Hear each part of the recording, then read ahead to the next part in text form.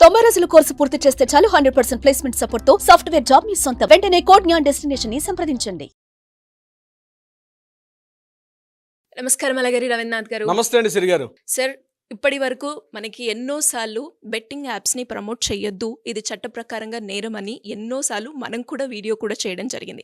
అయినా కూడా రీసెంట్గానే భయ్యా సన్నీ యాదవ్ అనుకుంటూ ప్రముఖ యూట్యూబర్ ఎవరైతే ఉన్నారో బెట్టింగ్ యాప్స్ని ప్రమోట్ చేయడం కారణంగా భయ్యా సన్నీ యాదవ్ పేరు మీద అయితే ఎఫ్ఐఆర్ కూడా నమోదు అవ్వడం జరిగింది. సో ఇలా బెట్టింగ్ యాప్స్ని ఎవరైతే ప్రమోట్ చేస్తున్నారో వాళ్ళకి చట్ట ప్రకారంగా ఎలాంటి శిక్ష పడే అవకాశం ఉందంటారు? దీనికి సంబంధించిన డీటెయిల్స్ ఏంటి సార్? ఒక కెమెరా కొనాలని అంటే కెమెరాస్ అమ్మే షాప్లోకి వెళ్తాడు.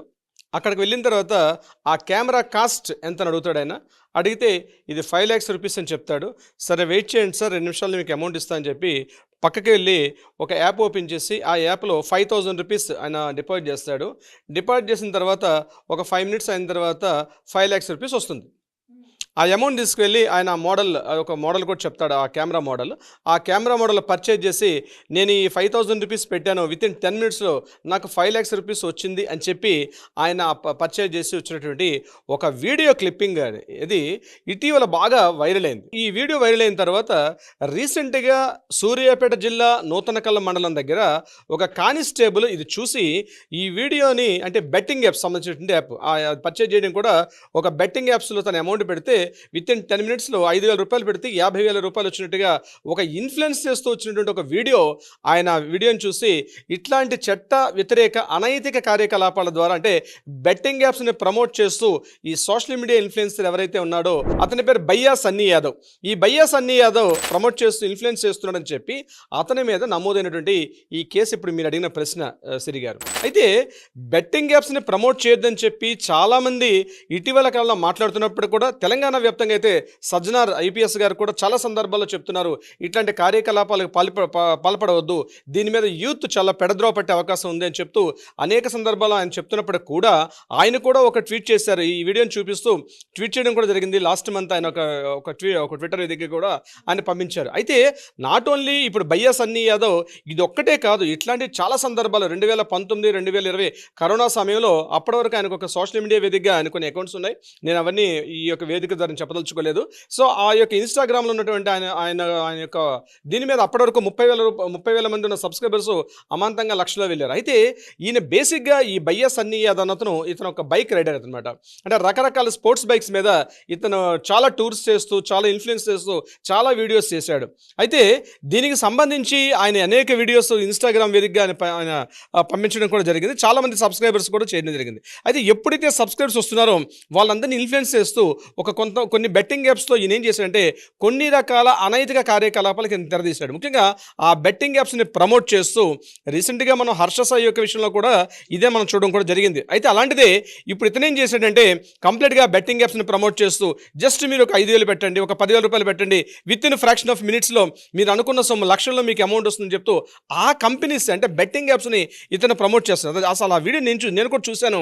చూడగానే ఇంత ఈజీగా సంపాదించవచ్చా అని నాలాంటి అడ్వకేట్స్ కూడా అనిపించింది కాసేపు. అంటే ఇంత ఈజీగా మనీ సంపాదించడం అనిపించింది. కానీ 100కి 1000% ఎప్పుడు కూడా అది సాధ్యపడదు. అయినప్పటికీ కూడా వీటిని ప్రమోట్ చేస్తూ వాళ్ళు ఏం చేస్తున్నారంటే యూత్ని అట్రాక్ట్ చేస్తున్నారు. రీసెంట్గా మనం కరీంనగర్లో ఒక సూసైడ్ చూసాం, వరంగల్లో చూసాం. అదేవిధంగా ఒక బీటెక్ విద్యార్థి నిజామాబాద్లో కూడా కామారెడ్డి దగ్గర ఉన్న ఒక వ్యక్తి కూడా ఇదే విధంగా ఈ బెట్టింగ్ యాప్స్లో ఆ డబ్బులన్నీ పోగొట్టుకొని అప్పులు పాలైపోయి తల్లిదండ్రులకి బాధ చెప్పుకోలేక యూరియా మందు తీసుకొని పొలంలోకి వెళ్ళి అప్పటికప్పుడు మందు తీసుకొని ఒక బావిలోకి దూకు కూడా చనిపోయినటువంటి ఘటనలు మనం చూసాం. అంటే యూత్ ఎస్పెషల్లీ ఈ 16 ఏళ్ల నుంచి 30 ఏళ్ల మధ్యలో ఉన్నటువంటి అనేక మంది ఈజీ మనీకి అట్రాక్ట్ అయిపోయి బెట్టింగ్ యాప్స్లో అలవాటు అయిపోయి దీనిలో పెట్టుబడి పెట్టడం. అంటే మొదట్లో కాస్త బాగానే అమౌంట్ వస్తుంటుంది, అయినప్పటికీ కూడా అది వస్తున్నాయని చెప్పి వీళ్ళు పెద్ద మొత్తంలో అమౌంట్ పెట్టిన తర్వాత 1 fine day ఇక్కడి నుంచి అంతా మైనస్ అయ్యి చాలా లక్షలు నష్టపోయిన తర్వాత చెప్పుకోలేక ఈ బాధ, దాన్ని ఎలా తీర్చాలో తెలుసుకోలేక చాలామంది నష్టపోయి రోడ్డున పడేటువంటి జాబితాలు చాలామంది ఉన్నాయి. సక్సెస్ అయిన వాళ్ళు బహుశా 1.1% ఉంటారేమో తెలియదు, కానీ ఇందులో భారీ స్థాయిలో నష్టపోయిన వాళ్ళు చాలామంది ఉంటారు. అయితే ఇట్లాంటి బెట్టింగ్ యాప్స్ వల్ల చాలా ప్రమాదం అని చెప్పి ఈ భయ్యా సన్నీ యాదవ్ అనే ఇన్ఫ్లుయెన్సర్, యాక్చువల్గా ఇతను ఇన్స్టాగ్రామ్లో పెద్ద ఇన్ఫ్లుయెన్సర్ అయితే ఇతని యొక్క ఆస్తుల వివరాలు చూస్తే ఒక్కసారి నేను వివరాల్లోకి వెళ్ళి చూసినప్పుడు మాకే ఆశ్చర్యం అనిపించింది. ఇతనికి నూతనకల్లో 8 కోట్ల రూపాయల విలువైనటువంటి ఒక 5-story బిల్డింగ్ ఉంది. ఆయన దగ్గర మెర్సిడెస్ బెంజ్, ఒక ఆడి, ఇది కాకుండా ఒక జాగ్వర్ కారు, ఇవన్నీ ఎలా వచ్చాయి అంటే ఈ రకంగా బెట్టింగ్ యాప్స్ని ప్రమోట్ చేస్తూ, అది కాకుండా స్పోర్ట్స్ బైకులు ఒక 4 స్పోర్ట్స్ బైకులు ఆయన దగ్గర ఉన్నట్టుగా ఆ గ్రామస్తులు మనకు తెలియపరుస్తున్నారు. అది కాకుండా బినామీ పేర్ల మీద అతను 4-5 షాప్స్ కూడా నూతనకల్లు, సూర్యాపేట, అదేవిధంగా హైదరాబాద్ శివార్లో వనస్థలిపురం ఉన్న ప్రాంతాల్లో కూడా కొన్ని షాప్స్ కూడా ఉన్నట్టుగా తెలిసింది, బినామీ పేరు మీద ఉన్నటువంటి షాప్స్. ఇలా ఈ బెట్టింగ్ యాప్స్ని ప్రమోట్ చేస్తుంటే ఇన్స్టాగ్రామ్ అనే వేదిక ద్వారా కొన్ని వేల మంది ఇన్ఫ్లుయెన్స్ని అతను ఇన్ఫ్లుయెన్స్ చేస్తూ బెట్టింగ్ అంటే ఎంతమంది జీవితాలు అంటే ఇతను ఒక ఈ రకంగా వెళ్ళిన తర్వాత అంటే మనం హర్ష సాయి అని చెప్పుకున్నాం, ఇప్పటికే ఆల్రెడీ నార్సింగి పోలీస్ స్టేషన్ 8 కేసులు కూడా ఉన్నాయి. అంటే వీళ్ళందరూ కూడా ఈ బెట్టింగ్ యాప్స్ అనేటువంటి ఒకే ఒక ఫార్మేట్ ద్వారా అనేక మందిని ఇన్ఫ్లుయెన్స్ చేయడం, ముఖ్యంగా ఈ 16 ఏళ్ళు 18 ఏళ్ళ నుంచి ఒక 30 ఏళ్ళ మధ్య ఉన్నటువంటి ఆ విద్యార్థులకు అట్రాక్ట్ చేయడం అనమాట. అంటే వాళ్ళు అప్పులు తీసుకొచ్చి కూడా ఇందులో పెట్టడం. గవర్నమెంట్ అధికారికంగా బెట్టింగ్ యాప్స్ని పూర్తిగా నిషేధించింది. గవర్నమెంట్ కూడా ఇట్లాంటి వాటిని పెట్టొద్దని చెప్పి దాని మీద మనం స్పెషల్గా ఒక వీడియో చేస్తాం.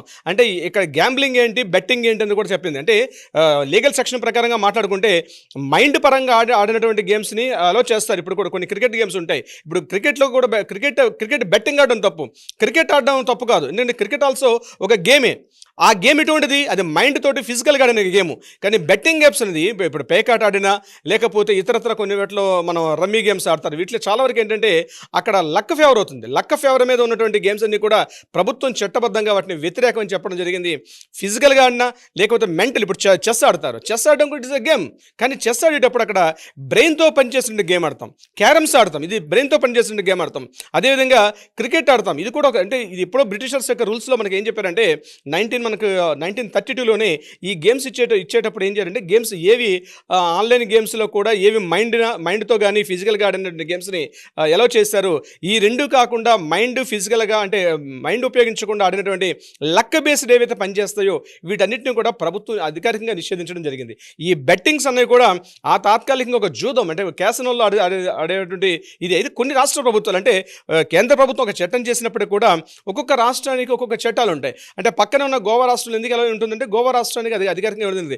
గోవా కానీ లేకపోతే నాగాలాండ్, సిక్కిము ఇట్లాంటి రాష్ట్రాల్లో మద్యం కావచ్చు లేకపోతే ఇట్లాంటి క్యాసినో గేమ్స్ అన్నింటి కూడా ఎలా చేయడం జరిగింది ఆయా రాష్ట్రాలు. మన ఉమ్మడి తెలంగాణ రాష్ట్రం కానీ ఆంధ్రప్రదేశ్ రాష్ట్రాలు ఏంటంటే వీటికి సంబంధించి ఎక్కడ కూడా ఇవి అనైతికం, ఈ చట్ట వ్యతిరేక కార్యకలాపాలు కాబట్టి వీటిని ఇక్కడ మనం ఆడకూడదని చెప్పి గవర్నమెంట్ కూడా చెప్పడం జరిగింది. అయితే ఇటీవల ఈ సోషల్ మీడియా వేదికగా ఏదో ఒక బెట్టింగ్ యాప్ని తీసుకొని వచ్చి ఆ బెట్టింగ్ యాప్ సంబంధించి వాటిని ప్రమోట్ చేస్తారు.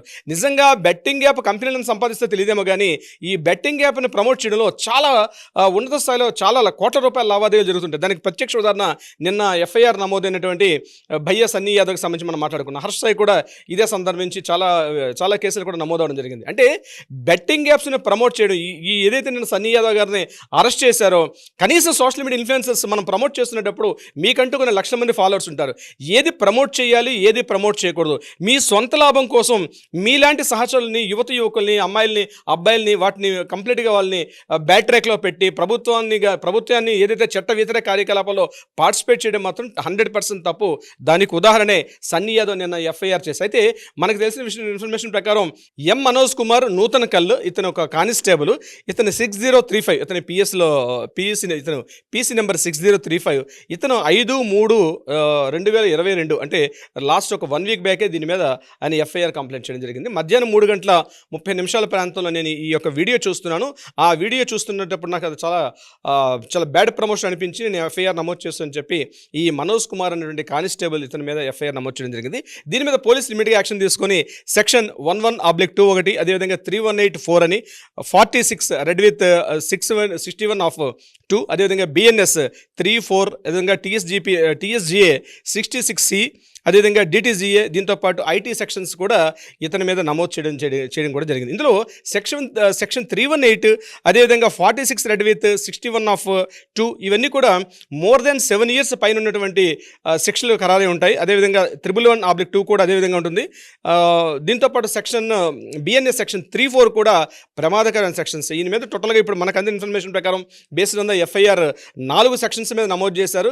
ఈ 4 సెక్షన్స్ కూడా అబౌవ్ 7 to 10 years ఉన్నటువంటి కఠినమైనటువంటి పనిష్మెంట్ ఉన్నటువంటి శిక్షలు కాబట్టి బహుశా బెయిల్ ఇచ్చే అవకాశం కూడా చాలా తక్కువ ఉంటుంది. దీని మీద ఆల్రెడీ విచారణ ఉంది, పోలీసులు కూడా ఎఫ్ఐఆర్ నమోదు చేశారు.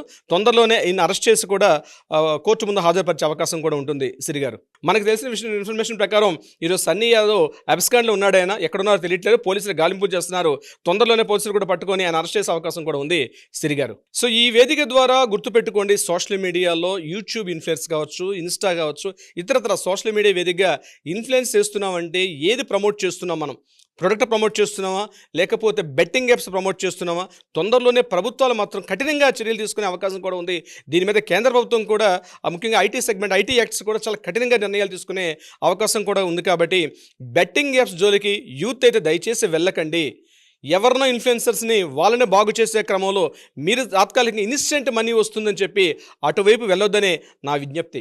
ఎస్ సార్, ఇన్ఫ్లుయెన్సర్స్ కూడా ఏది మనం ప్రమోట్ చేస్తున్నామో 1-2 సార్లు చూసుకొని ప్రమోట్ చేస్తే వాళ్ళకి అలాగే వాళ్ళ లైఫ్ స్టైల్కి కూడా చాలా బాగుంటుంది అని అనిపిస్తుంది ఈ వీడియో చూసిన తర్వాత. Anyways, thank you sir, thank you so much. Thank you so much Siri గారు. సుమన్ టీవీలో మీ పర్సనల్ అండ్ బిజినెస్ ప్రమోషన్స్ కోసం కింది నెంబర్కి కాంటాక్ట్ చేయండి.